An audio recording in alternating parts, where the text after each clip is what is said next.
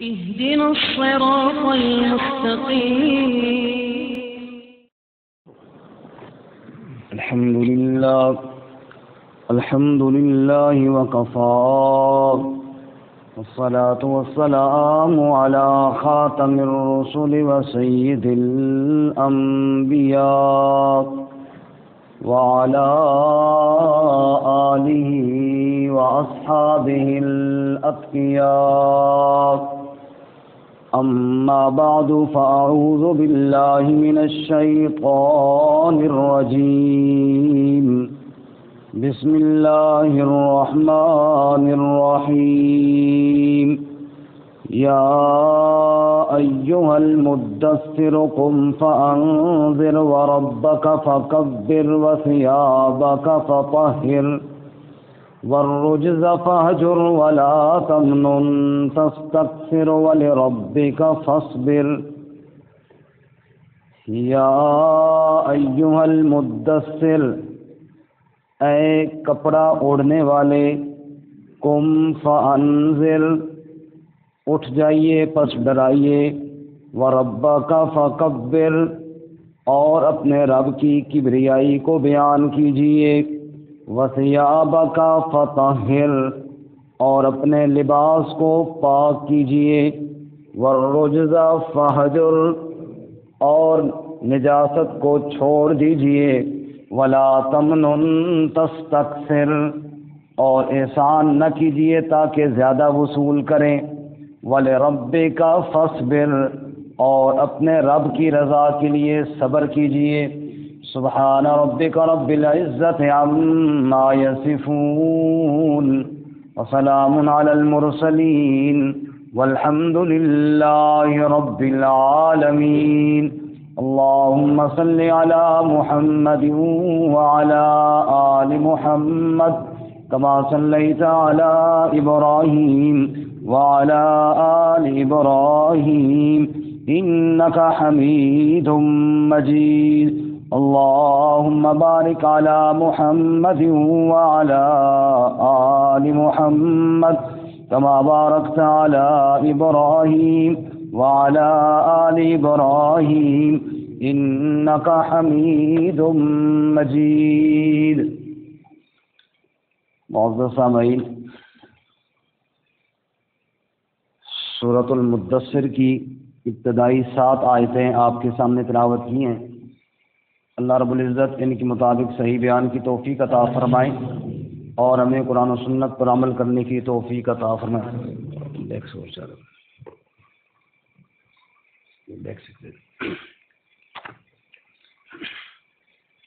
گزشتہ سبق کے اندر بھی یہی آیات بینات آپ کے سامنے تلاوت کی گئی تھی.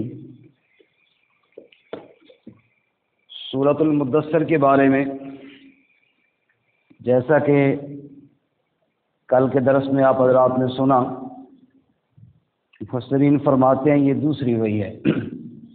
پہلی وحی سورہ علق اقرأ بسم ربک الذی خلق کی ابتدائی آیتیں ہیں، اور اس کے بعد دوسری وحی سورۃ المدثر کی یہ ابتدائی 7 آیتیں ہیں. جب آپ صلی اللہ علیہ وسلم جبرائیل علیہ السلام کو اصلی حالت میں دیکھنے کے بعد گھبرائے اور سیدہ خدیجہ الکبریٰ رضی اللہ تعالیٰ عنہ کے پاس آئے اور فرمایا دثرونی دثرونی، میرے اوپر کمبل ڈالو اور چادر ڈالو، مجھے ڈر محسوس ہو رہا ہے. آپ سوئے اور پھر کچھ عرصہ کے لیے وہی نہ آئی. اگلی وہی یہ آئی کہ اے چادر اوڑھنے والے، اے کمبل میں لپٹے ہوئے میرے محبوب، اٹھ جائیے. اب گویا کہ آرام کے دن تو ختم ہو گئے ہیں، اب آپ نے اللہ کی بڑائی بیان کرنی ہے.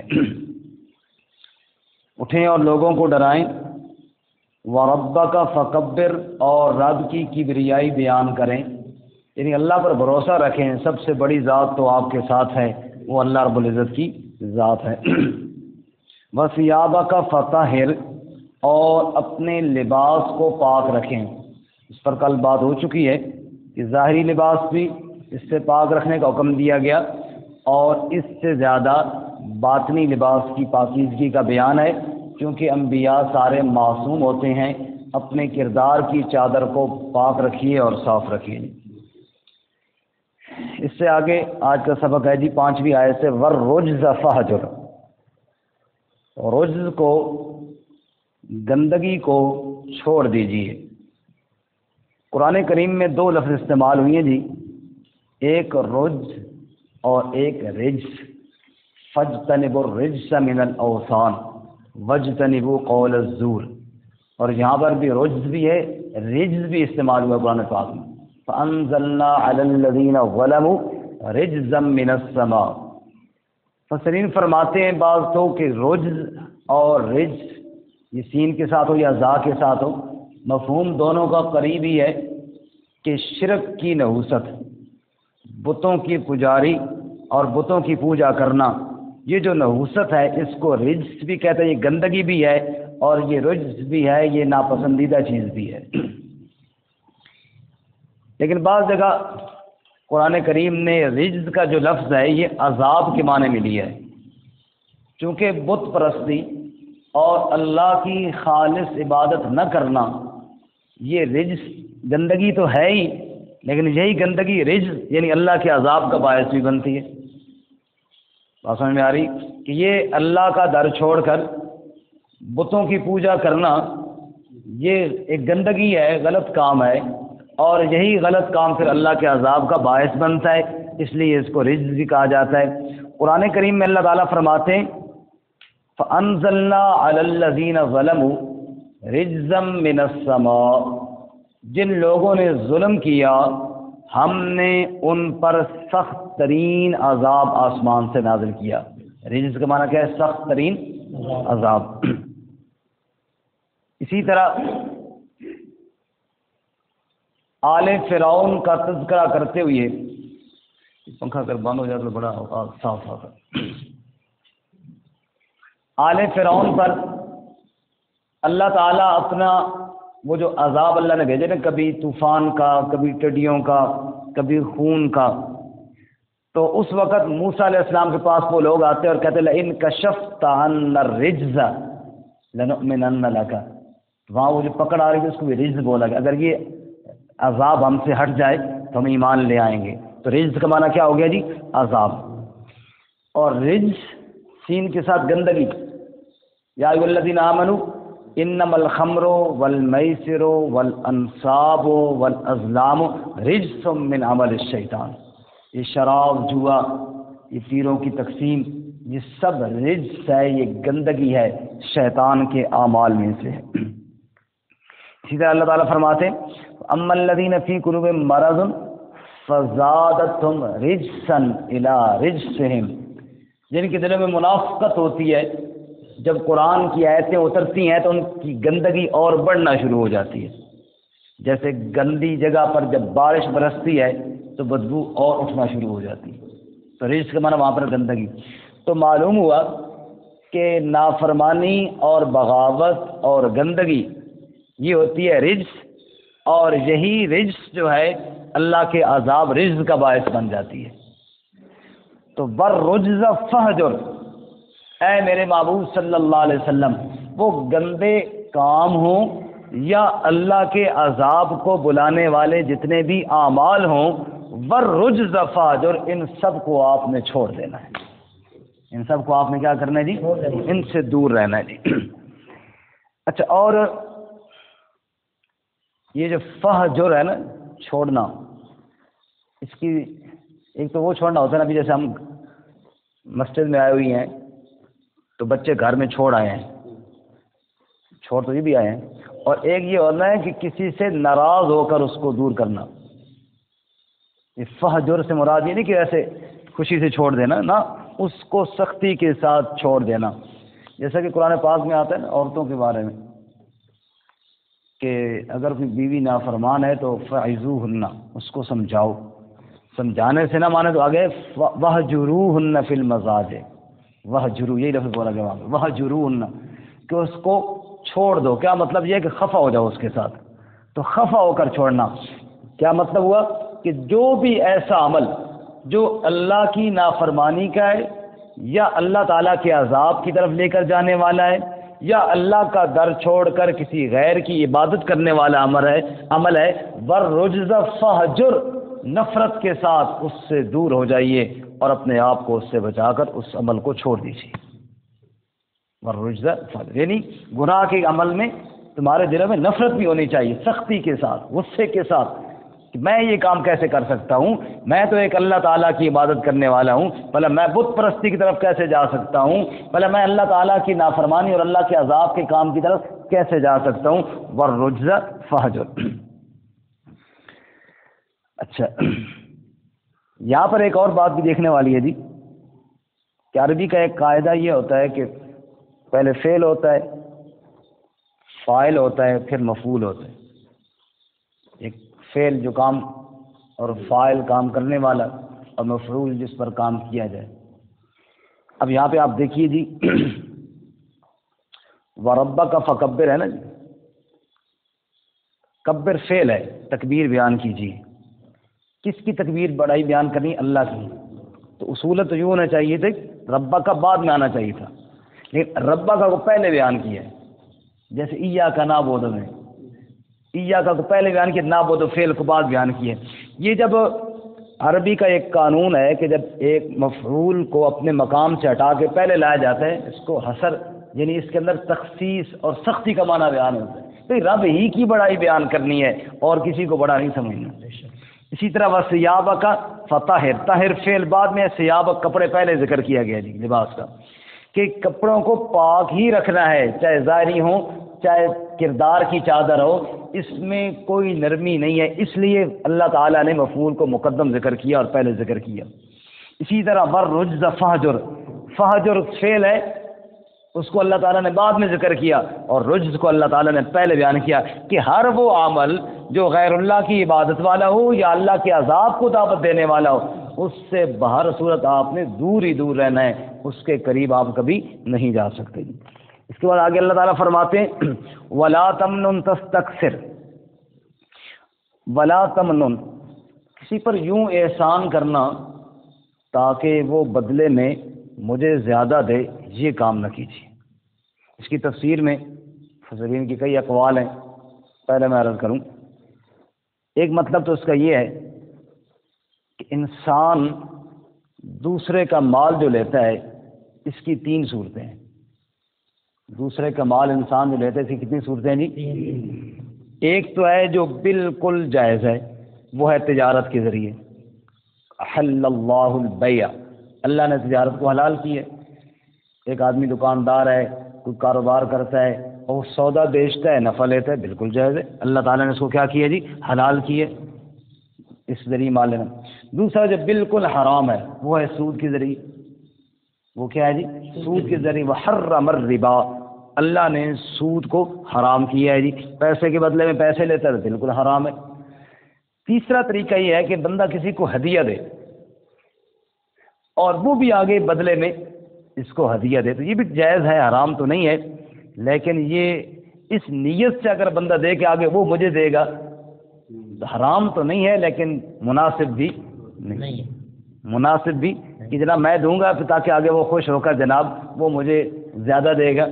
وَلَا تَمْنُنْ تَسْتَكْثِرْ، کسی پہ یوں احسان نہ کر تاکہ بدلے میں زیادہ لے، تاکہ بدلے میں زیادہ لے۔ اس کو حرام تو نہیں کہتے، لیکن یہ طریقہ چلے، جیسے شاعروں کے پاس، جیسے بادشاہوں کے پاس شاعر جاتے اور ان کی شان میں قصیدے پڑھا کرتے تھے، اور وہ جناب آگے ان کو بڑے انعامات دیا کرتے تھے۔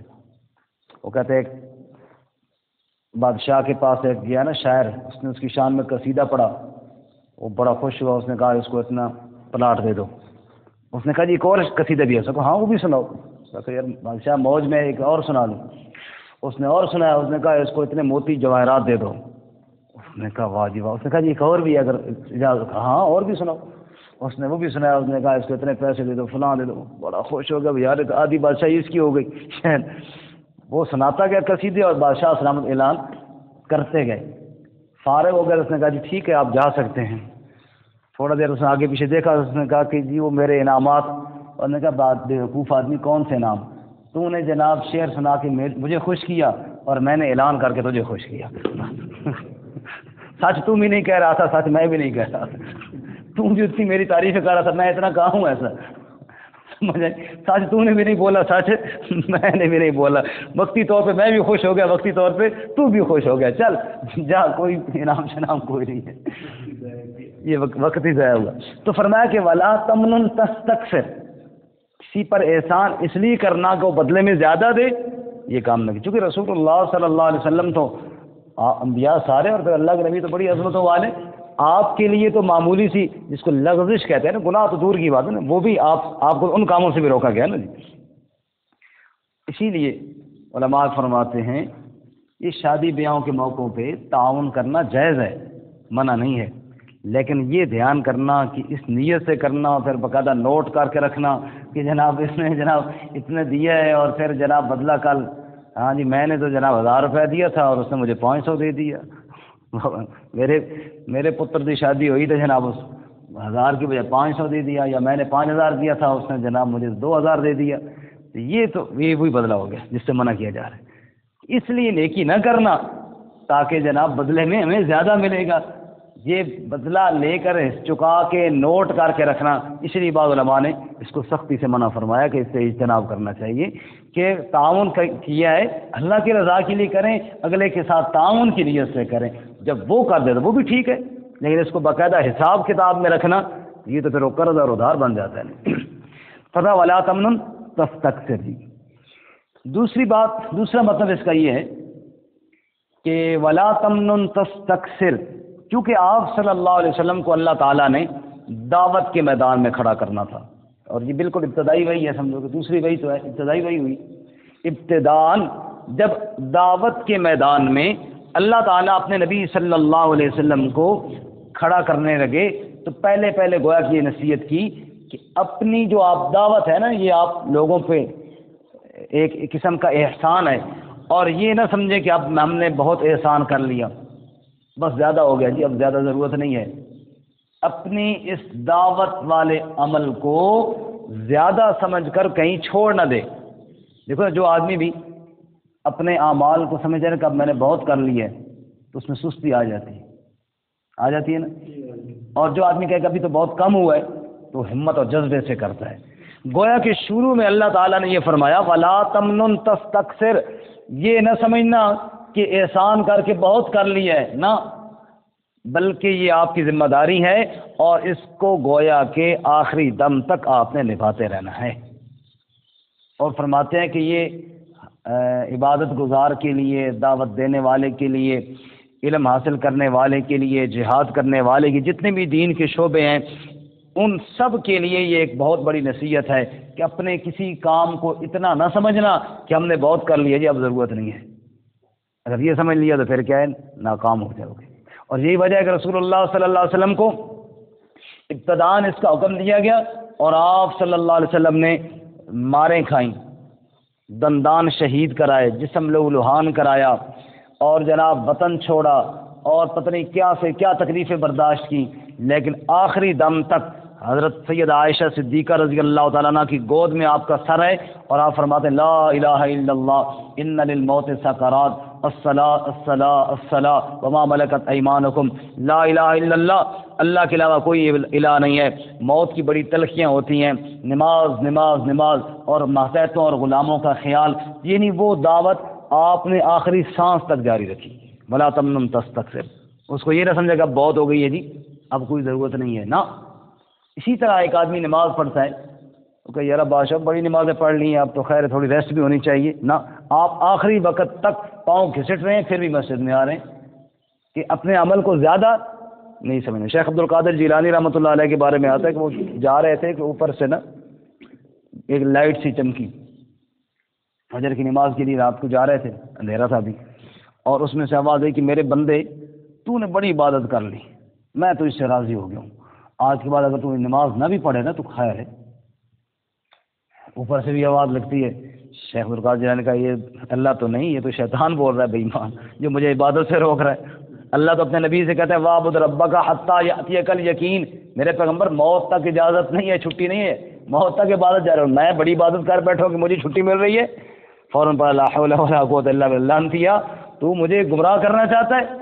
اللہ اپنے نبی کی عبادت پر اس کو تو نہیں کہتے کہ جناب بس پوری ہو گئی، ولا تمنن تستکثر، نبی سے تو کہتے زیادہ نہ سمجھنا، اور میری بڑی عبادت ہو کہ میں بڑا عبادت گزار ہوں۔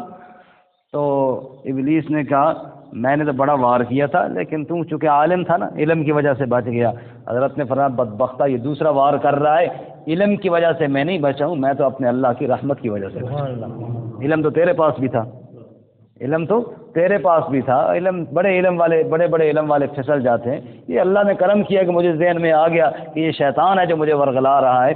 تو بہر کے اپنے عمل کو زیادہ نہ سمجھنا اور جناب اس کو اب چھوڑ نہ دینا۔ اور تیسرا اس کا مطلب یہ ولا تمنن تستکثر، کہ اپنی اس دعوت پر لوگوں سے کوئی اجرت کا مطالبہ نہ رکھنا، بلکہ آپ کا اجر تو میرے ذمہ ہے۔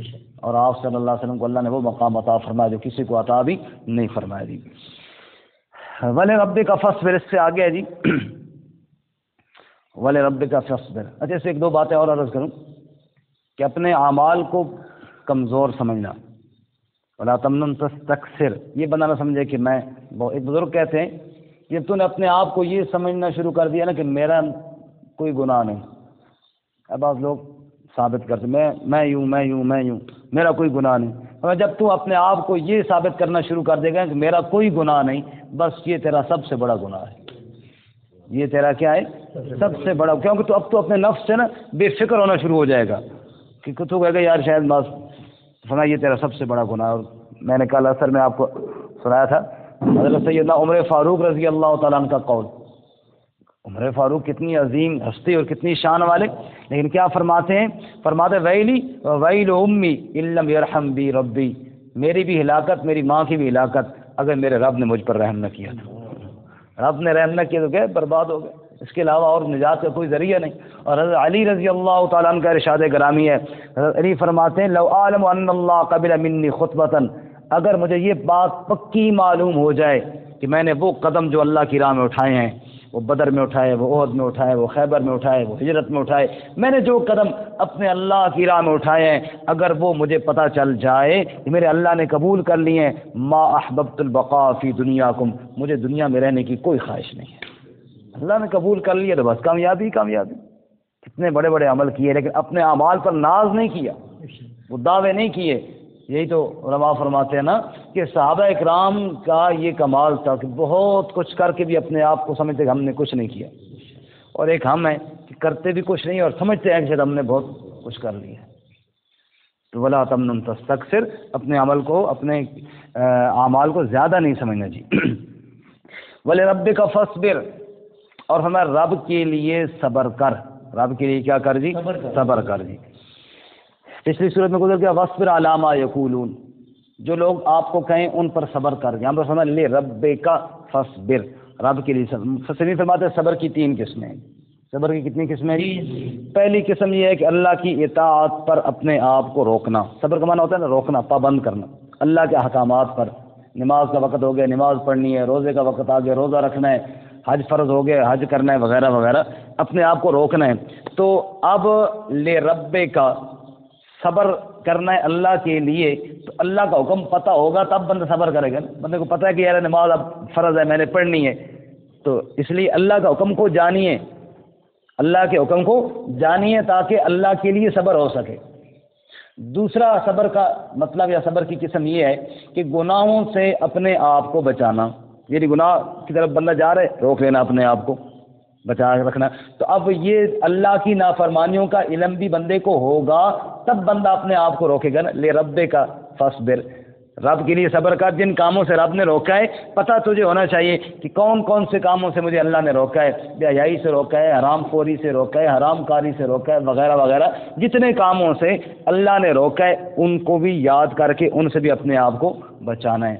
اور تیسرا صبر کی قسم یہ ہے کہ مصائب پر جو تقدیر میں اللہ نے تکلیفیں لکھی ہیں اگر وہ دکھ آ جائیں تو ان پر بھی جزا فضا اور چیخ و پکار نہیں کرنی بلکہ صبر کرنا ہے۔ اس لیے علماء فرماتے ہیں، حدیث پاک میں بھی آیا، مفہوم بھی یہی ہے کہ انسان کو اللہ تعالیٰ سے تکلیفیں نہیں مانگنی چاہیے، اللہ تعالیٰ سے عافیت مانگنی چاہیے، بس اللہ العافیہ، اللہ سے عافیت مانگنی چاہیے، یا اللہ تکلیفوں سے بچانا، یا اللہ بیماریوں سے بچانا، مصیبتوں سے بچانا، حادثے سے بچانا، دکھوں سے بچانا، یا اور اگر اس کے باوجود پھر کوئی دکھ آ جائے پھر جزا فضا نہیں کرنی، پھر اللہ تعالیٰ کے طرف سے سمجھ کے اس کو اس پر صبر کرنا ہے. اور یہ ساری چیزیں کب ہوں گی؟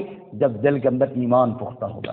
فرمایا وَلِرَبِّكَ فَاصْبِرْ. تو یہ بڑی 7 آیتیں جو ہیں چونکہ ابتدائی دور تھا نبوت کا، اور اس میں بہت کچھ گویا کہ اللہ تعالیٰ نے ان 7 آیتوں میں آپ صلی اللہ علیہ وسلم کو سکھایا. اب یہ دیکھیں ہیں تو ساری 2 لائنیں، چھوٹی چھوٹی آیات ہیں، ان کے اندر کتنے بڑے مضامین اللہ تعالیٰ نے جمع کر دیے، چونکہ یہ میرے رب کا کلام ہے اور کتنے حکمت و بھرا کلام ہے. ابتداءً اللہ تعالیٰ نے فرمایا آپ نے کیا کرنا ہے جی؟ ڈرانا ہے، رب کی کبریائی کو بیان کرنا ہے، ظاہری باطنی طہارتوں اور پاکیزیوں کا خیال کرنا ہے، گندگی اور شرک اور اس قسم کے اعمال سے اپنے آپ کو دور رکھنا ہے، اور جو دعوت دینی ہے اس کو زیادہ بھی نہیں سمجھنا، کسی سے بدلے کی امید بھی نہیں رکھنی، اور اس راہ میں جو تکلیفیں آئیں ان پر صبر بھی کرنا ہے. اللہ ہمیں بھی عمل کی توفیق عطا فرمائے. ترجمہ دوبارہ سنیں. یا ایھا المدثر، اے کپڑے میں لپٹے ہوئے کمبل اوڑھنے والے، قم فانذر، اٹھ جائیے پس ڈرائیے، وربک فکبر، اور اپنے رب کی کبریائی کو بیان کیجیے، وثیابک فطہر، اور اپنے لباس کو پاک رکھیے، والرجز فاہجر، اور نجاستوں کو گندگیوں کو چھوڑ دیجیے، ولا تمنن تستکثر، اور کسی پر یوں احسان نہ کیجیے تاکہ تم بدلے میں زیادہ لو، وَلِرَبِّكَ فَاصْبِرْ، اور اپنے رب کے لیے صبر کیجیے.